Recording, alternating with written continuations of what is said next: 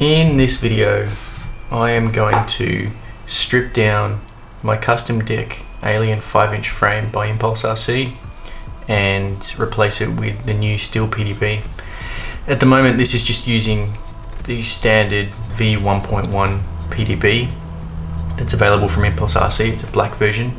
The only PDBs available a while back were the red ones, so they've recently introduced a few different color options. You can get blue, you can get green, you can get white, you can get black, and the original red. I ended up getting a black one just to see what the Steele PDB would look like, and I went ahead and bought some new gold hardware that came out, and got a friend of mine to put together some TPU parts. So there's a front bumper, there's a rear antenna mount which holds the two receiver antennas. There's a custom GoPro mount. There's also like a battery protector as well. So these are all TPU parts. And what I'm going to do is I'm just going to tear this down and start unsoldering all of the KISS FC ESC connections, because they're no longer required with the Steele PDB. All that's required is two interface ports that plug directly into the PDB and then into the KISS FC via these two bottom interface ports. That top port is a Spectrum port, so if you've got a Spectrum receiver, then you just plug the Spectrum receiver straight into there. But I use a Taranis, so I use either the XSR, the X4R. So I'm going to go ahead and strip everything down, and then we'll move on to the next step of unsoldering all of the ESC wires, and I'll go into a bit more about how the Steele PDB works.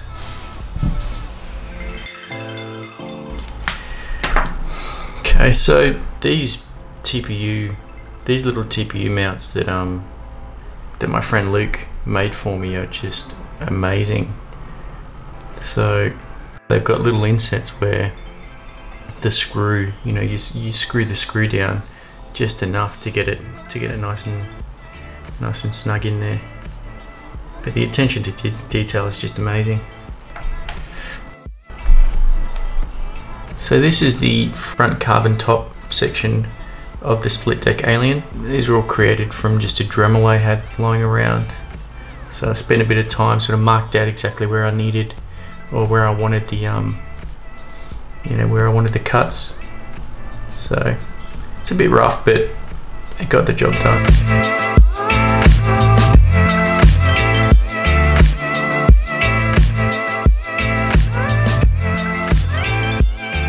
So I've gone ahead and removed the two top plate sections for the Alien, and as you can see, that's how the top plate is connected to the body itself. So these standoffs here, I'll put all the measurements in the description, but these standoffs here are shorter than these standoffs here. These standoffs here give just enough clearance for the top plate to sit just above the Spectrum port and the KISS FC. So I'm going to go ahead and desolder the rest of the wires and clean up the KISS FC a little bit better. So here we go. We're up close and personal with the KISS FC. You can see there's a lot of flux left over, so I'm going to clean as much as I can.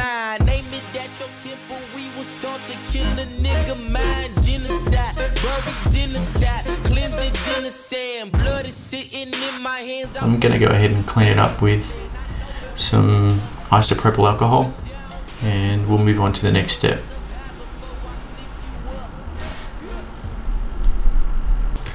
Okay, so I've gone ahead and cleaned the KISS FC with some isopropyl alcohol, so it's looking much better than it was.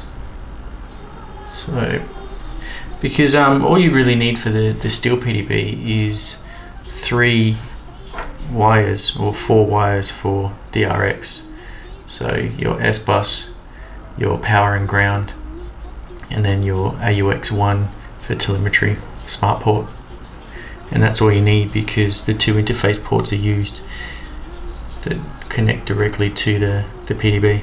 So the next step is to unsolder the ESC wires, power wires from the original PDB. I love the way you stay away from me, you make me melt. Those nights you used to come and stay with me, we're playing. So I'm now going to go ahead and remove the PDB from the frame.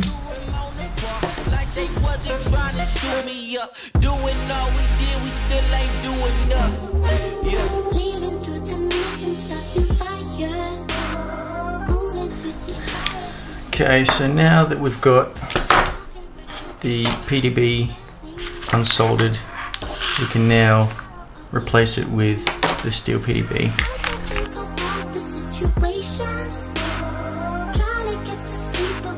Okay, so with the Steele PDB you get an XT60 connector, you get some foam which is used to put in front of the AGC mic to stop wind noise, and you get the 2 interface cables as well. So I'm going to go ahead and screw all of the press nuts in. So that's all the press nuts screwed in.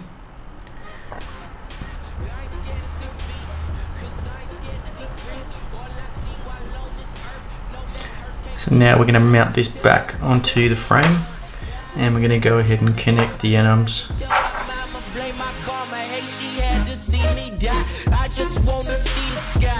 From the other side, looking down on all my friends, making sure they walking right, cause ain't nobody watch our back, and it's like way too hard for that. I made it out with my heart intact, my heart still can't harvest that. So that's the PDB screwed onto the arms and the bottom plate. So then we're going to attach the standoffs that are used to mount the KISS FC.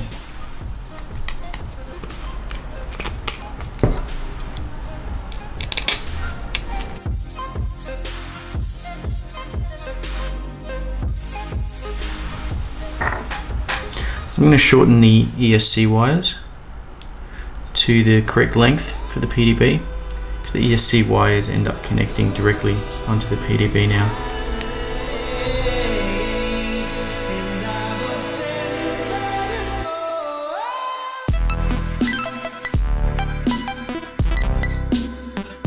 Okay, now I'm going to go ahead and tin the PDB.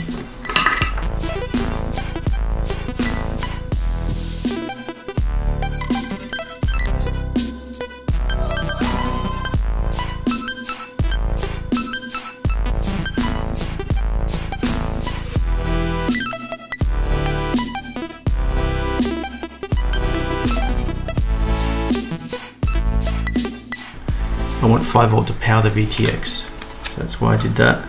Okay, so that's the only soldering that you need to do for the PDB. Now I'm going to go ahead and connect the ESC wires directly onto the PDB. So I'm going to go ahead and strip these.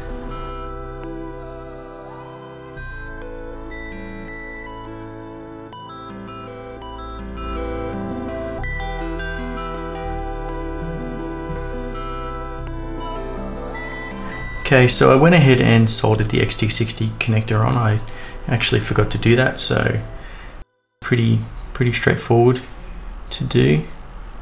Just got to get enough heat to connect that on. So the next step is to connect the interface cables for the KISS FC and plug them straight into the PDB.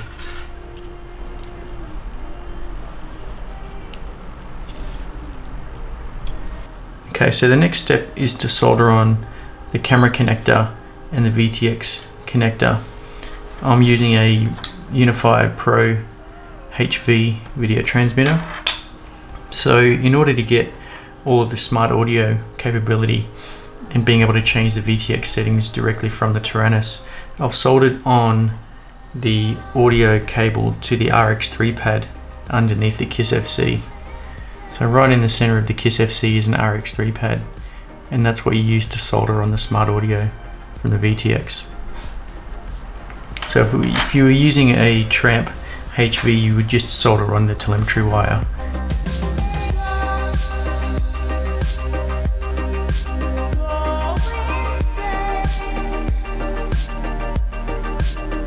So I'm just making the smart audio wire shorter.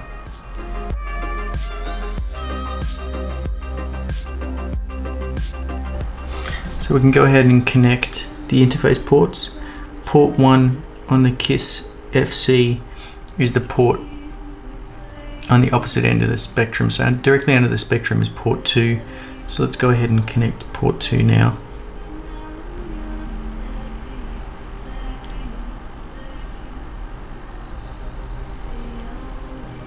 And then port 1.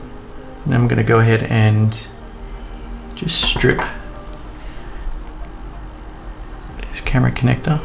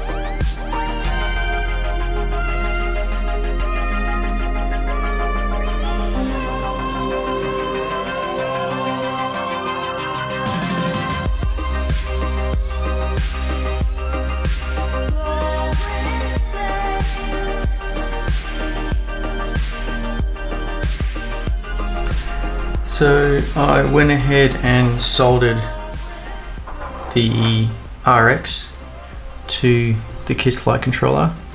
So here we've got AUX 1, we've got ground, power and S-bus. So that's wired directly to the KISS FC.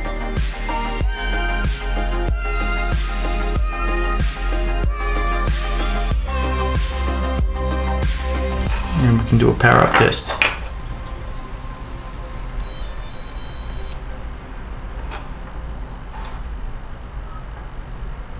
So everything seems to be working fine.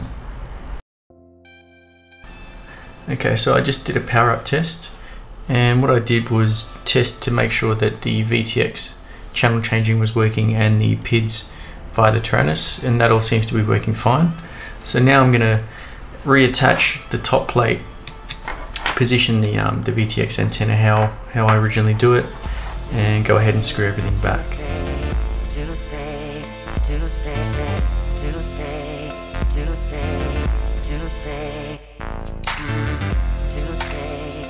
Okay, so I've gone ahead and mounted the Unify Pro Triumph antenna the way that I usually do it.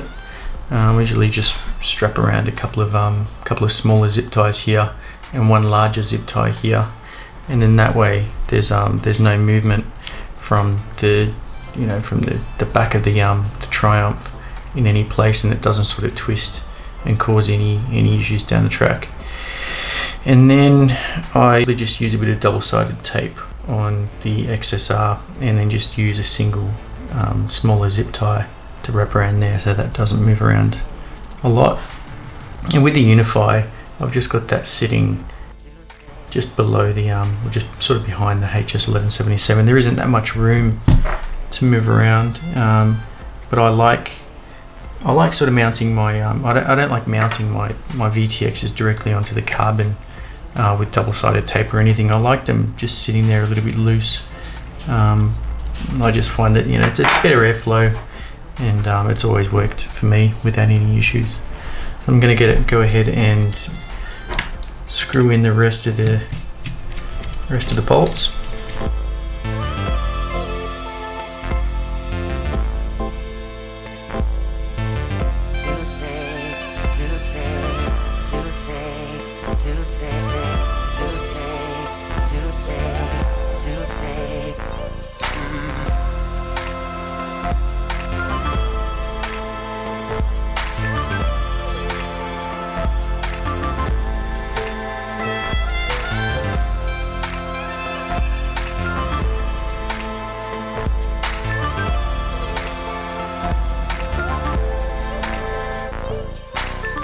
That's it. The dropped deck Alien 5-inch frame with the Steele PDB